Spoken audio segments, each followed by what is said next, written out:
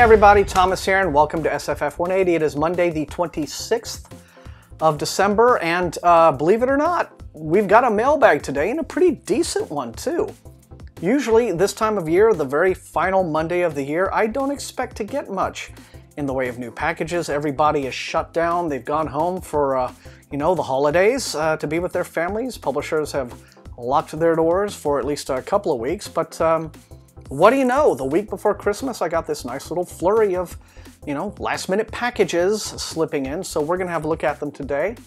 Otherwise, no real announcements except to say, in the last week or so, I've had a wonderful new flurry of new viewers, new subscribers. Otherwise, yeah, I'm not going to waste any more time. Let's dig into these packages and see what we have for the day after Christmas. Or Hanukkah, or Kwanzaa, or Festivus, or whatever the heck it is you celebrate this year, even if it's nothing at all. This is a package from Random Penguin. All right, this one looks kind of interesting. This is for a new novel by Daniel Suarez. The title is Change Agent. Comes out from Dutton on April 18th. Here's what it says. It says, imagine this scene. You're standing on a crowded train platform when something pricks your arm. If that were to happen on your commute home today, you might not even notice, so I think I would.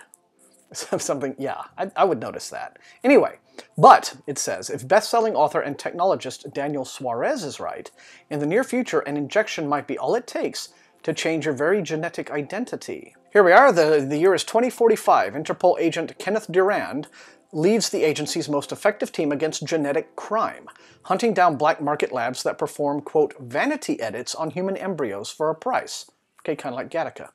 At the center of this underworld is one man, Marcus Wicks, leader of a powerful cartel known as the Huli Jing. Okay, but the Huli Jing have identified Durand too. After being forcibly dosed with the Huli Jing's radical new change agent, Durand wakes from a coma to discover he's been genetically transformed into his most wanted suspect, Wicks. Now, pursued by his former colleagues, Durand is in a race to recover his original DNA from the cartel, but with the technology to genetically edit the living. The Huli Jing could be anyone and everyone, and they have bigger plans to undermine identity itself. Okay. It sounds sort of Hollywoody, high-concept, far-fetched, but could also be, a good high-octane entertainment. But Change Agent, then, by Daniel Suarez, arrives on April the 18th. And my mic feels a little scratchy today. Okay, another Random Penguin. Well, all right then, here's a book called Poison's Kiss. It's a YA fantasy debut. It says about one rebel assassin's deadly intrigue. All right, more YA assassins. Seems to be the career of choice for young adults. By debut author Brianna Shields. Comes out on the 10th of January. Says it's a vivid, shiver-inducing read. Best kind. Set in a richly developed world with a devious underbelly. Shields' debut is as alluring, sensual, and sizzling as the ferocious assassin at its heart. This publicist is earning their paycheck. Nicely done. Okay. Marinda can kill with a single kiss. Goals, I assume, for a lot of you. Her training with snakes since childhood has made her a poison maiden, immune to the lethal venom that runs through her veins. She loyally serves her kingdom and its leader, the Raja, by assassinating his enemies with a kiss. But when her new target is Devon, Marinda questions everything she has been trained to believe. Set in a complex, richly developed world where magic, mystery, and murder abound, Marinda soon learns that nothing in her life is as it seems and that love is lethal. Okay, I guess because, Devon's her boo, and he's done something naughty and now has to be killed, and she is racked with, pangs of conscience or something. Well, okay, deadly deeds combined with heart-stopping action and romance make Poison's Kiss as engrossing as its seductive assassin of a heroine. Right on, okay. All right then, venomous assassin chicks. Your story arrives on the 10th of January, Poison's Kiss. Okie doke, and here we are. Something from Simon & Schuster. More saga stuff? That would be neat. Yes, they are saga titles, and first off we have the finished copy of The Cold Eye by Laura Ann Gilman, and this is very nice to see. This is the sequel to her book Silver on the Road, and these are fantasy westerns, about which I don't want to say too much except that it involves a land called the Territory, and angels and demons and devils and all of that sort of thing. So that seems pretty cool. So if you've been looking forward to this, it is at last out on the 10th. Looks very lovely. And next up we have an ARC, and this one is very interesting. This is a book that comes out on March the 7th. It's called The Moon and the Other, and the author is John Kessel. That may be a name that some of you know, some of you might not recognize. John Kessel has been writing forever, but mostly short fiction. He has won a Nebula for at least one of his stories, I believe. And but not very many novels. In fact, I think his last novel was maybe like 20 years ago or something like that. So this is the first new full-length novel from him in quite a while. So it's a bit of an event, I guess, for fans of his work. But this is called, like I said, The Moon and the Other. And this is interesting. It says he's written a novel that fits alongside iconic novels like Ursula Le Guin's The Dispossessed and Margaret Atwood's The Handmaid's Tale. Okay, in the mid-22nd century, more than 3 million people live in 20 independent nation-states on the moon. Everyday life goes on in underground cities a few feet below the airless lunar surface. Within the female-dominated society of cousins, a society where men have all the sex they want but have no right to vote or any definable political value, tensions begin to flare as the gender imbalance is inflamed by outside political intrigues and jealousies, and the matriarchal utopia of the society is seen as a looming threat to outsiders. When the Organization of Lunar States sends a team to investigate the condition of men in the society, secrets are revealed, and the first moon war erupts. Okay, then. All right.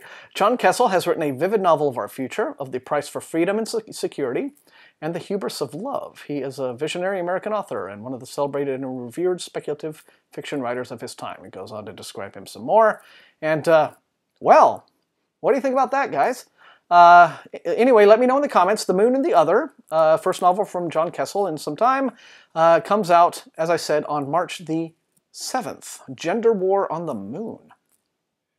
Anyway, Karen Joy Fowler has blurbed it, rather flatteringly, so there's that. Okay, and another ginormous multi-book random penguin package. Let's see what we have. It's going to be a bunch of January stuff, I'm sure.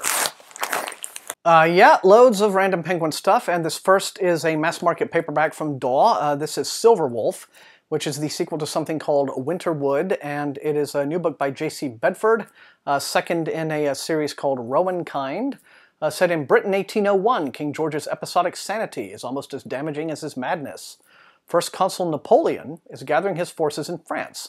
The disease of democracy is spreading. The world is poised on the brink of the modern era, but the Rowankind, long a source of free labor, have shaken off their bonds. Some have returned to Iaru, I guess, which is their native land, to find freedom with the Fae. Others are trying to find a place in the world, looking for fair treatment under the law. The course of the Industrial Revolution may change forever. Okay then, so this is Silver Wolf, second in a series, and up next we have The Heart of What Was Lost, which is a new novel by Tad Williams, a novel of Austin Ard, it says, and this is going to be set in the same universe as his Memory, Sorrow, and Thorn trilogy, a massive epic fantasy trilogy, very famous. This book is a bit slim, as you might see. So I guess, what can I say about it? Because again, there is no sales sheet. It just, well, it gives a little bit of a spoiler in terms of how Memory, Sorrow, and Thorn ended. And okay, then I guess it just kind of continues the story on from there, and I don't really want to spoil much. But okay, this looks to be a DAW January hardcover title. And next up, this is a book by Dave Barra. It's called Defiant. This is volume 3 in a series he has called the Lightship Chronicles. Earlier volumes included Impulse and something else. I have had, let's just say, I've had some people describe these in less than entirely flattering terms to me. But if you're a fan, I guess the new volume, Defiant, comes out in January in hardcover from DAW. And then next we have Dead Man's Steel, the new Grimm Company novel by Luke Scull. This is, as you can see, a very war-heavy, military, grimdark fantasy, and I guess a well-thought-of series in its own right. But this is one that I have all the books, and I've been keen to sort of get caught up with them, as I have with several other fairly popular you know, fantasy trilogies that have come out over the last few years. So if you're a Grim Company fan, well, then you'll be happy to know this is coming out soon, and let me know in the comments what you think. And for the final arrival, we have this little package from Hachette, which is probably an Orbit title. I think I know what this might be. Yep, it is. Turned up fashionably late, but here it is, Babylon's Ashes, which has now been out for a few weeks. Anyway, Book 6 in The Expanse, and yes, I know I get so much shit from people for not having posted my reviews of any of the Expanse novels, so okay, Wagner, better get around to it eventually. But yeah, here we are. Book 6 is out, and I'm trying to, I want to get them read and then get caught up with the TV series and all that kind of good stuff so that I can, you know, join in conversations and things. All right, but anyway, if you're a fan, you already know this is available, but if you didn't, now you do.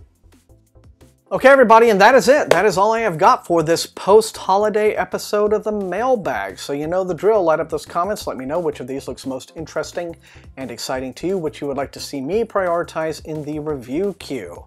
Otherwise, I want all of you to have a very, very safe New Year's, and you know, if I do not see you before then, I've got some new content up on the channel that you may have not yet seen. I have my 27 most anticipated list up. I reviewed a new book this morning, one that I wasn't terribly happy with, but you may want to go ahead and give that a look all the same. And I want to just thank all of you for your ongoing support of the channel.